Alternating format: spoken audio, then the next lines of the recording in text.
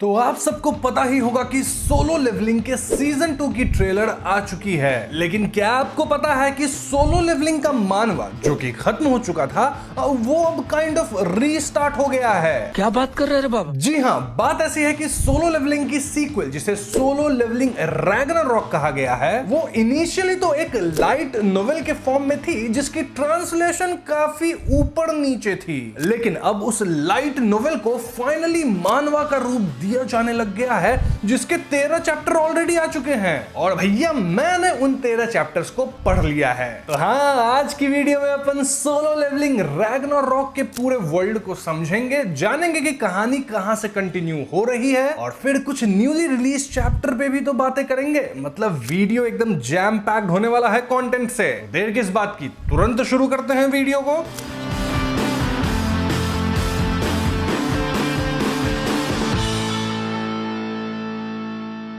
तो रैग्नारॉक शुरू होते ही हमें आउटर गॉड्स के कॉन्सेप्ट को समझाया जाता है। बेसिकली आउटर गॉड्स ऐसे एब्सोल्यूट एंटिटीज हैं जिन्होंने अनगिनत यूनिवर्सेस को क्रिएट किया है और इन्हें हम सुप्रीम बीइंग्स भी कह सकते हैं। सुप्रीम बीइंग्स एक इटर्नल लाइफ जीते हैं जहां इनका काम होता है सिर्फ यूनिवर्स को बनाने का। लिटरली वो एक यूनिवर्स के अंदर सोल्स, सब्सटेंसेस एंड लॉज को जन्म देते हैं। अब लंबे समय तक यही काम करते करते सुप्रीम बीइंग्स होने लग गए बोर और खुद को एंटरटेन करने के लिए ये लोग अपने ही क्रिएशंस को आपस में लड़ते देखना पसंद करते थे। अब ये जो वॉर्स होती थी, इनमें सुप्रीम बीइंग्स के क्रिएशंस आपस में लड़ते थे, देन मरते थे, वापस जन्म लेते थे and this was like an endless cycle. अब भले ये एंडलेस साइकिल आपको ब्रूटल दिख रहा हो, लेकिन सुप्रीम बीइंग्स को ये सब देखने में बड़ा मजा आ रहा था। But then something happened. क्या?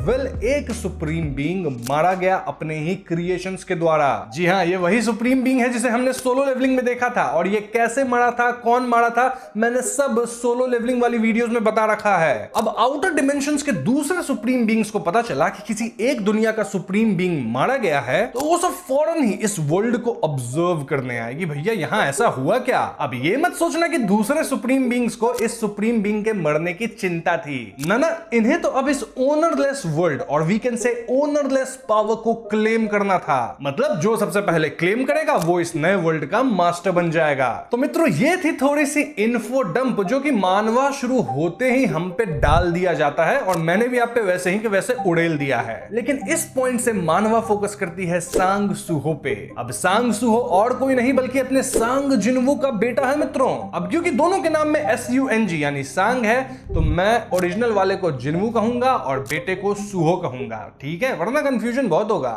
ठीक है। तो अपना Suho Korea National University of Arts के लिए सिलेक्ट हो गया है और यहां हम सुहो के बारे में काफी बातें जान पाते हैं। फॉर एग्जाम्पल, सुहो के जो पेरेंट्स हैं वो अब इस दुनिया में नहीं रहे, यानी कि जिनवू और चाहेहिन अब इस दुनिया में नहीं है। अरे टेंशन मत लो, मरे नहीं है। जब मैं भी ये पढ़ा था ना फर्स्ट टाइम तो मेरी भी फट गई थी। बट मैं आपको भी बता दूं, मरे नहीं है वो लोग, लिटरली गायब हो गए थे, पता नहीं किस काम के लिए, सम काइंड ऑफ मिशन, और वी कैन से कि ऐसा लोगों को लग रहा है कि वो मारे गए, लेकिन वो मरे नहीं है, फेक कर दिया क्या डेथ? नहीं, ऐसा भी नहीं है, जस्ट गायब हो गए। अब क्या एग्जैक्ट सीन है, कहां है वो लोग, वो वीडियो में आपको आगे में बता ही दूंगा, सो चिल करो। फॉर नाउ आपके लिए ये याद करना ज्यादा जरूरी है कि सोलो लेवलिंग मानवा के एंड में एक्चुअली में क्या हुआ था। वहां बेसिकली जिन वो सबकी मेमोरी को ही वाइप कर दिया था, यानी किसी को याद ही नहीं रहेगा कि उनके वर्ल्ड में डंजन्स होता था, गेट्स ओपन होते थे, मॉन्स्टर्स होते थे एंड ऑल दैट। इनफैक्ट अब यहां कोई अवेकन लोग भी नहीं होंगे, यानी जो हंटर्स बनते थे ना पावर्स के साथ अवेकन होके,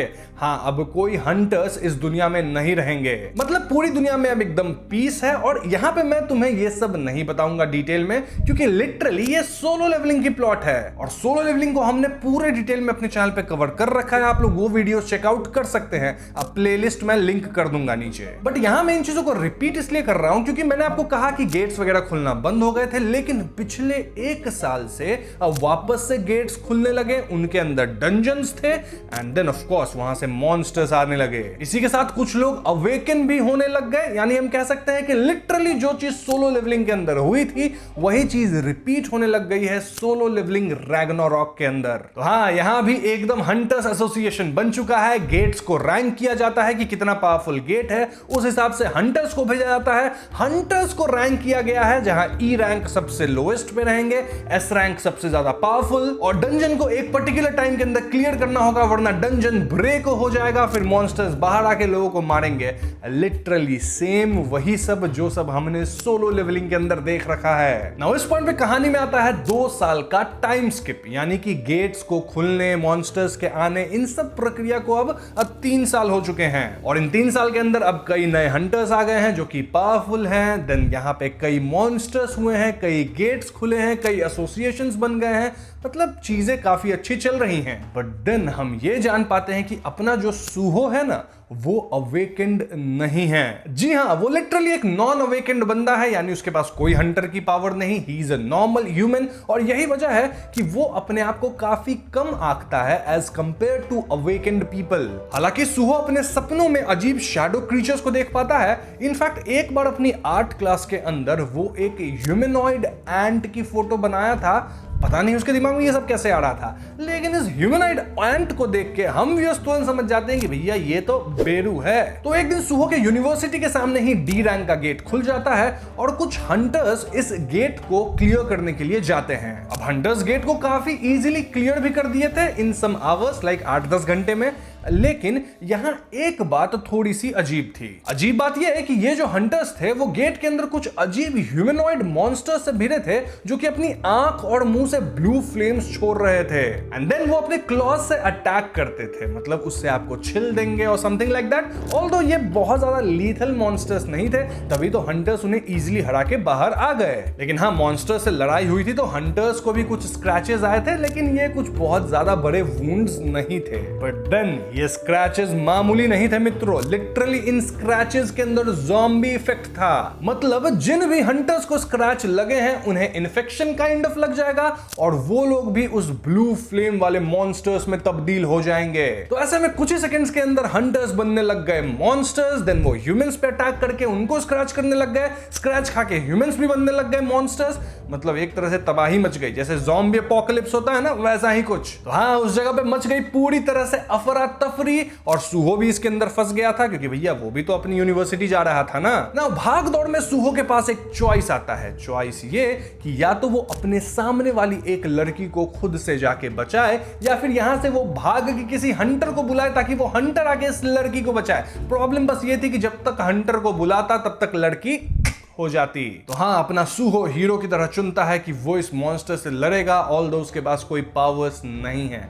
और यहीं पे सीन होता है चेंज, क्योंकि सूहो के सामने आ जाती है वही स्क्रीन जो कि जिन्वू के सामने आई थी एक टाइम पे। जी हाँ, यहां सूहो को एक क्वेस्ट एक्सेप्ट करना था which was courage of the week. Suho को अक्सर ऐसे सपने आते थे जहां उसे लेवल अप करना होता था टू ग्रो स्ट्रॉन्गर, और सपने में वो मॉन्स्टर्स को मारता था। इन मॉन्स्टर्स को मार के सूहो हमेशा फाइनल फ्लोर पे पहुंचता था जहां फाइनल बॉस उसके डैड ही होते थे। खैर, कमिंग टू रियलिटी, सूहो अपने सामने वाले स्क्रीन पे दिख रहे चैलेंज को एक्सेप्ट करता है, और ऐसा करते ही वो बन गया है गेम का प्लेयर। ये सब तो आपको पता ही होगा कैसे काम करता है। नहीं याद तो मैं बता दूं कि ये गेम लेवलिंग अप का है, जहां सूहो जितना एक्सपीरियंस गेन करेगा, जहां जहां डंजन में जाके मॉन्स्टर्स को मारेगा, मतलब जो जो उसको टास्क मिलेंगे वो कंप्लीट करेगा, तो कहीं ना कहीं उसके पास बहुत ज्यादा पावर्स बढ़ती जाएगी। वो असाइन कर सकता है कि कहां डालना है, एजिलिटी में, स्ट्रेंथ में, वगैरह वगैरह। इन शॉर्ट, वो सोलो लेवलिंग करेगा ठीक जिन्वू की तरह। तो यहां सूहो कई मिस्ट बर्न मॉन्स्टर्स को हराता है,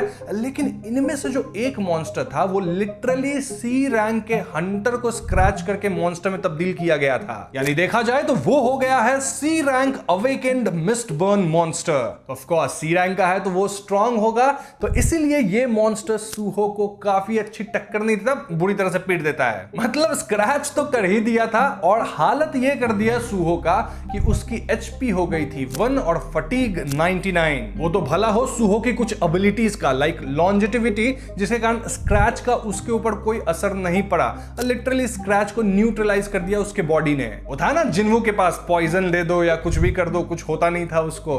हाँ, वही सेम चीज सुहो के पास भी है। वैसे इतना पिटने के बाद सुहो की हालत काफी नाजुक थी, लिटरली बंदा बेहोश होने लग गया था और हमें लगता है कि ये तो गया। लेकिन उसी टाइम एंट्री होती है बेरू की, जो कि इन सभी मॉन्स्टर्स को खत्म कर देता है, ये ब्लू फ्लेम वाले मॉन्स्टर्स को। इसके बाद सुहो को जब होश आता है तो वो खुद को हॉस्पिटल में पाता है और उसके सामने था एक छोटा सा नन्हा सा बेरू। बेरू यहाँ कई डिमेंशंस को जंप करके देन कई मॉन्स्टर्स को मार के सुहो को बचाने आया था, जिस वजह से उसकी बहुत सारी पावर्स ड्रेन हो गई थी, इसलिए वो अभी छोटू सा दिख रहा है। सुहो को यहाँ तुरंत आता है कि अरे बचपन में मैं एक एंट मॉन्स्टर के साथ खेला करता था, जो कि और कोई नहीं बल्कि बेरू ही था। बट फॉर सम रीजन सुहो ये सारी चीजें भूल गया है। इस पे बेरू रिवील करता है कि जिन्वू ही सुहो की एबिलिटीज और मेमोरीज को काइंड ऑफ सील कर दिया था, लेकिन अब सब कुछ धीरे धीरे अनलॉक हो रहा है। बेसिकली द पॉइंट इज कि सुहो फाइनली अवेकन हो गया है, भले अभी बहुत नीचे लेवल पे है, और धीरे धीरे उसे अपने पोटेंशियल को अनलॉक करना है, उसकी मेमोरीज भी वापस आ रही है and everything is going great now. तो हाँ, सेम काइंड ऑफ प्लॉट चलेगी जहां सुहो को उसी तरह से लेवल अप करना होगा जिस तरह से अपना जिन्वू लेवल अप किया था,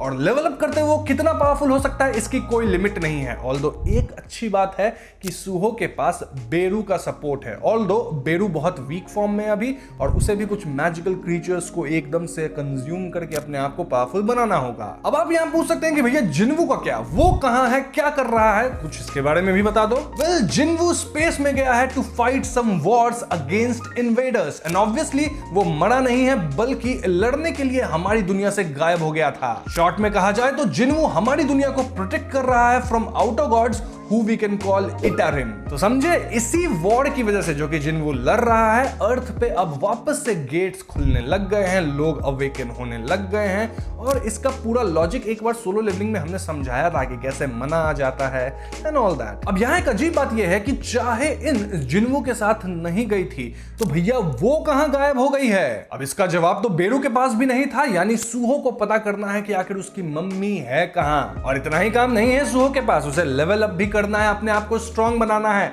अभी तो लौंडा ई या डी रैंक पे होगा, मोस्टली मुझे तो लगता है ई रैंक पे होगा। ये भी अपना सारा मना पॉइंट जो है ना स्ट्रेंथ में डाल दिया है, जिस वजह से जब रैंकिंग पे जाता है तो कुछ 46 नंबर आता है, जो कि ई रैंक ही होता है। तो हाँ, बेसिकली सुहो की जर्नी यहां से शुरू होने वाली है, जो कि काफी इंटरेस्टिंग होगी, क्योंकि हम अब इसके लेवलिंग अप को अच्छे से देख पाएंगे, और अब यहाँ कई सारे एब्सोल्यूट या फिर सुप्रीम बीइंग्स हैं। साथ ही ये भी जानना होगा कि जिन्वू किस तरह की वॉर्स को लड़ रहा है और किस लेवल पे लड़ रहा है, एंड शाहहिन कहां है। बाय द वे, ये सारी कहानी जितनी भी मैंने आपको यहां बताई है, ये सब पहले सिर्फ 3-4 चैप्टर्स में ही हो जाते हैं, और अब तक 13 चैप्टर्स आ चुके हैं, तो अपन को उसे भी कवर करना है। लेकिन वो सभी चीजें तभी कवर होंगी जब इस वीडियो पे अच्छा रिस्पॉन्स आएगा, क्योंकि मेरा प्लान है कि जल्दी हम लोग 13 चैप्टर्स तक पहुंच जाएंगे। उसके बाद वीकली जैसे जैसे चैप्टर्स आएगी, मैं जेजेके की तरह इसे भी कवर करता चलूंगा। तो हाँ, अपना अच्छा रिस्पॉन्स देने के लिए वीडियो पे 20 के लाइक्स और 2 के कमेंट्स पूरा कर देना मित्रों। और जेजेके से याद आया, लेटेस्ट चैप्टर 265 को मैंने अलग से कवर नहीं किया था, एनिमाचार की वीडियो 1-2 दिन में आ जाएगी,